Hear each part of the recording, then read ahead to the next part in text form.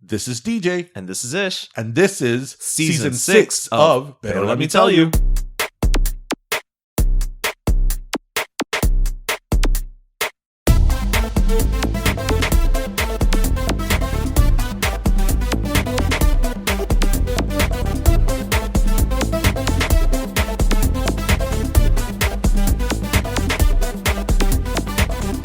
Okay, mi gente. Now, you guys know, if you've been following us for these past 7 seasons, we love local theater. We love theater. We love plays. We love creativity. You know, we were all about it. And so it's with a great pleasure that I present today's guest, Gladys Ramirez. She is the executive director of City Theater, which is a local theater production company. And she is also the producer of the Summer Shorts program, which, if memory serves me right, I think I chatted with a few of the playwrights last season that I'm actually still in touch with to this day. So it's it turned out to be kind of a friend-making opportunity. Thanks for joining us, Gladys. Oh, thanks for having me. And yes, you're right. Last year you did cover Summer Shorts. Yeah, it was a lot of fun. Actually, I went to I think it was opening night that I went to go see, and honestly, there's a hell of a lot of talent on that stage, and that is a testament to Miami's untapped potential, right? I mean, I agree. Yeah. I agree. So last year was Summer Shorts Homegrown Edition. So all 8 of the 10-minute plays were written by Miami playwrights. And this year we're gearing up for Summer Shorts Flipping the Script. So this is our 27th annual Summer Shorts. Every year has a new lineup of short plays, and sometimes we do musicals, but this year we're featuring a mix of plays by local Miami playwrights and also playwrights from our national playwriting contest. So it's a mix of new work by people all around the country and like especially focused on what we've got going on here in Miami. That's interesting. I did not know that there was a national element to Summer Shorts. I thought it was just a local situation. That's how little I know. Oh, no, that's okay. Well, you know, every year, like I said, this is the 27th annual Summer Shorts, so you got to keep it fresh. You know what I mean? Right. So taking a look at what different voices we can highlight and what different themes we can get behind. So City Theater for many years has a national short playwriting contest. There are a lot of playwriting contests, but we're focused on short plays and musicals. So it's a really good way for us to like take the temperature, see what's out there, see what people are talking about. And this year we kind of put everything together under the moniker of Flipping the Script. Okay. So our tagline is short plays in unexpected ways because Because who doesn't love a rhyme? yes, me, and alliteration. But and also it's a lot of the stories kind of reveal themselves in like shocking ways. You think we're going somewhere and you go somewhere else, you know, or you think you're saying something and it's a lot of surprise. Right. But like kind of like life, you know, you never really know what you're in for. That never happens. What are you talking about? Yeah. And if you know, if you don't really like that surprise, like in 10 minutes, you'll have a totally different story by a totally different writer, totally different genre. So it's a really fun night of theater. Yeah, it's like the weather here in South Florida, right? Where they say it's like if you don't like the weather, wait 10 minutes. Yeah. It'll change. Oh, yeah. Yeah. Yeah, exactly. So, you know, you're the executive director of City Theater, and let's talk a little bit about that. You know, how did you get involved with City Theater, and you know, what is its mission, shall we say, in the grand scheme of it all? That sounds so like Sure. foreboding, right? Mission. Oh, no, it's the nonprofit world. That's what we're about.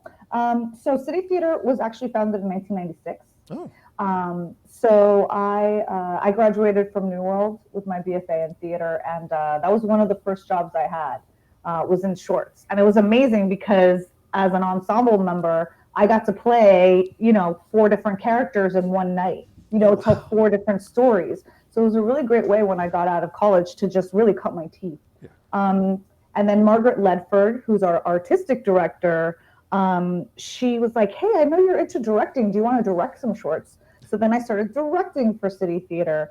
I kind of like went, did my career in arts admin, came back, and as our founder, Susie Westfall, was retiring, her and Margaret asked me, hey, do you think you would want to come in as executive director?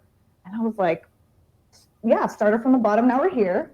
Like I worked my way up and I was like, yes, I would love to. And so that's kind of how I came to be at City Theater. And it's amazing because it's like an institution. It's like Right. one of the longest existing cultural organizations in Miami. Oh. So it's kind of like big shoes to fill. But I love giving artists opportunity. I love getting to tell stories. And I'm hard pressed to think of anything else I would rather be doing. Now, you mentioned big shoes to fill, so I want to take a moment and ask about the Susan J. Westfall National Short Playwriting Contest. What is that? What is that the pool, I guess, that helped inform the Flipping the Script national side of things? Exactly. So Susan J. Westfall is the co-founder that I mentioned that she retired. And we dedicated the playwriting contest that she started many years ago. And we got 1,000 submissions from playwrights throughout the country. And we have a team of readers from all different walks of life who read and score, and we boil it down. And from that pool, we've selected what we're calling the finalists to be part of Summer Shorts. That really felt like, when you have 8 stories to pick, you got to pick different, everything has got to kind of click together. And but so you don't want sameness either. Exactly. So we use that as the source for 4 of the plays that we're presenting this year, Summer Shorts. Cool. And how does one become a reader? That sounds like something fun. You want one?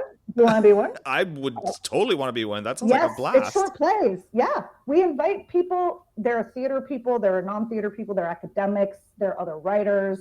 We just have kind of like built this community over the years of people who want to read. If Gladys at citytheater.com, if anybody wants to be a reader, send me an email. Now you're going to get inundated by people who are like, I want to read. I think it's well, we got a lot of plays. No, but it's great because we don't want just like, theater people reading. Right. We want things that are accessible to the everyman or woman. Right. Yeah. No, that makes sense. So, speaking about accessible to the everyman, I think obviously last year with it being Homegrown Edition, being here in South Florida, having gone to see the shows myself, there was a certain relatability to each of those plays, some more than others. And I think obviously, and what was great about it is there was relatability across the Miami spectrum, right? It wasn't just relatability, quote unquote, about, partying in Miami Beach or, the touristy perception of Miami, right? What is it about the need for audiences to see themselves on stage that is just driving so much of the creation? Do you think, is it a chicken or egg, right? Is it like we haven't seen ourselves, so we want to put ourselves out there? Or is it audiences are saying we need to see this, and so it's like a little circular situation? I think it's both. And this is like probably one of my favorite things to talk about in theater is that if you think about like way back when theater started, it was like they were talking to each other about themselves and they were telling their own stories. And, there was no Wi-Fi. So you would sit there for 4 hours and listen to it. You know what I mean? So there's that, it comes from that shared storytelling, right? This is how we learn about ourselves because someone would tell us an oral history. And then we would like start to dramatize it, and it becomes more entertainment. So I think Miami has so much arts and culture, but it suffers from like everywhere else is better. Like, oh, they come from New York. They must know theater. Yeah. But it's like, no, we have it here. And if you look around here and you support what's here, I mean, I had people going, how did you get this audience? I'm like, because we're talking about Richmond Heights, because we're talking about, Hialeah, because we're talking about here. And my favorite part was sitting in the audience going, oh my God, that's just like my aunt. Right. You know what I mean? Like, and I think that's important because my personal perspective is that theater is about us, for us. It's that shared experience. It's urgent. It's right here. And so when we highlight the stories that remind us of ourselves, of our neighbors, then you get that deeper connection that I think is really important and really fun, because then that's how you get new audiences. Right. And I think sometimes it's a matter of your heart's in the right place, but the execution's not correct. And that is very important. It's fun. As you were saying this, I just started thinking, I mean, eons ago, I actually went to see on Broadway, the musical that was based on Tupac's catalog. And it closed in previews, rightfully so. Because as I was sitting there, right, I was like, I understand what they were trying to do. I know the heart was in the right place. Like, we want to bring this experience. But then it seemed to me, and I don't have this, so please, anybody who's listening, if you were like a producer on this, please don't come at me. But it seemed to me like it started off as this, like, we're going to talk about, like, the quote unquote, the hood, right? The experience of Tupac. But then it kind of got watered down to be like this. As a friend of mine said, that show should have been called You've Seen This Before, because it was just a matter of, you've seen this story before, you've seen it before, you've seen it before. We're just going to graft Tupac's, lyrics on top of it and kind of call it a day. And then it wasn't for anyone. Like, who was this for then, right? So I've having seen that, and I still have that playbill because I'm like, I will never, ever forget this experience. I never heard about this. Oh, yeah. It's, I'm trying to remember the name of it. I know it was, I think it was like A Flower Grows or something. I'll let you know. I'll get back to you. But like, yeah, closing previews to tell you that we wound up seeing it because a friend of mine was a teacher and they were giving away tickets to teachers to try to, like, get bump the interest. But all that is to say that, you can try to set out to do something representative, right? But if it's not coming from actual authenticity, people are going to know. They're gonna see it. They're going to reject it ultimately, right? And I think that's why it's so important, for programs like yours to foster that voice, so that it's not just, oh, we need you guys to create, a Latino play, but why aren't they at the fiesta? Like, we always joke on this show about, like, you can tell when it's Spanglish that's not written by anyone who's ever actually been to a Spanish speaking country, because it's always like, oh my God, this is so caliente. Look at the Spanglish we're using. And it's like, I don't know what you think you're doing, but that ain't Spanglish. So kind of to bring it back to, it's a long way of saying that thank you for the authentic voices that you're helping foster with your program. When does summer shorts start? I mean, I know it's always summer in Miami. I get it, but when do summer shorts start? No. The important questions here. So we have one preview. Oh. We won't close on preview. You won't close. Okay, so you're already leaps and bounds ahead of that Tupac play. Yeah, no. I mean, I agree with you. Authenticity is important, and I think part of that is like giving people a platform and then getting out of the way. Yeah. You know what I mean? Like, I don't care what you say. I just need to say it in 10 minutes. Right. It just has to be cohesive. I mean? Cohesive in 10 minutes. That's Tell it. A story. Tell it, make it compelling, make it exciting, make it interesting, make it producible. Right. I can't like have an explosion go off on stage. Right. Those are my parameters. Work with your budget. Yeah. But anyway, you can see 10-minute producible, authentic work starting June 7th is our official opening night. Okay. We run through June 23rd. Okay. We do Thursday through Sundays, 5 shows a week. Oh, wow. So 15 chances to see it. Wow. So was it 2 shows on Saturday? Yeah. There we go. See, I've been to the theater. I know how that lingo works. Yeah. And I hope to see you there. Oh, I definitely will be. I will make it a point to make it there somehow. So, all right. What are we looking forward to the most about this year's summer shorts? Every year's got a unique spin and a unique challenge and something fun. And obviously we don't want to give too much away because we want people to go. But what would you say is like the hook, right? So flipping the script is you're going to be surprised. We got a really great team behind the story that will incorporate projection, live performance. Right. And my favorite right now is called Dickory Pokery. Dickory Pokery? So yeah, let that be a little appetizer at some of the things that we're going to see. That's an interesting title, if nothing else. It's going to be fun. It's going to be funny, and it's going to be unexpected. Well, I mean, what more do you want from live theater? Honestly, at the end of the day, we want to be entertained, right? Yeah. And it's all in the title, right? Yeah. No, we have a really fabulous lineup. I'm really excited. 4 world premiere works, and then 4 new plays. And we have a really great team. We just finished casting. We're going to go into promos next week and do some photo shoots. So we're really excited, and you'll recognize a lot of faces on the stage and behind the scenes if you're in the theater world. All right. Well, I'm not in the theater world, but you know what? I'm sure they've all crossed my path somewhere. It's Miami. It's a city the size of a town, as I like to say. Yeah. Well, Gladys, thank you so much for swinging by and chatting with us. You know, we love our friends at the Arsht. We love, you know, we do local theater. I mean, many moons ago, I was in like 2 productions of like the mini plays at like the micro theater. There we go. I was in 2 micro theater plays. Bro, you have to come audition for us.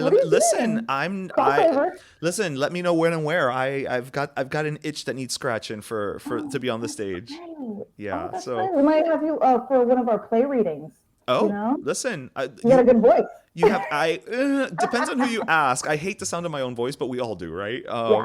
Like I'm sure like Edward R. Murrow was like, I have a horrible voice. And it's like, sir, no, you do not. Like, I need you to, it's one thing to be like humble. It's another thing to be delusional. But listen, I'm down. You have my email. You know how to get in touch with me. And, you know, awesome, listeners, right you know, with all that said, please, you know, check out City Theater's Summer Shorts this June. I know the tickets. Arshcenter.org. I was going to say tickets are going to be on sale through the Arshcenter.org. So, I mean, they can't streamline it for you anymore. And look, it's a night out at the theater. You're getting 8 plays, right? Like 8 plays. What you want to talk about a bargain in a bad economy? 8 plays.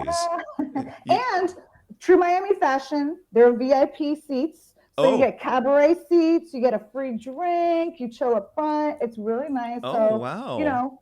See, that's nice because now I know what those girls from 11 are doing during the day. So thank you for that. Yes, for providing those 11 table service girls with a job, you know, before 11 p.m. Yes. Awesome. All right. Well, Gladys, thank you again so much for swinging by. It's been an absolute pleasure, and I cannot wait to see what, you know, surprises you have in store for us. Right on. Thank you so much for having me. Pero Let Me Tell You is co-hosted by Darian Borges and Ismaeliano, produced by Ismaeliano, and our theme, Pero Let Me Tell You Freestyle, is composed by Michael Angelo Lomlaplex, the official gay guy. And don't forget to subscribe and leave us a review on iTunes.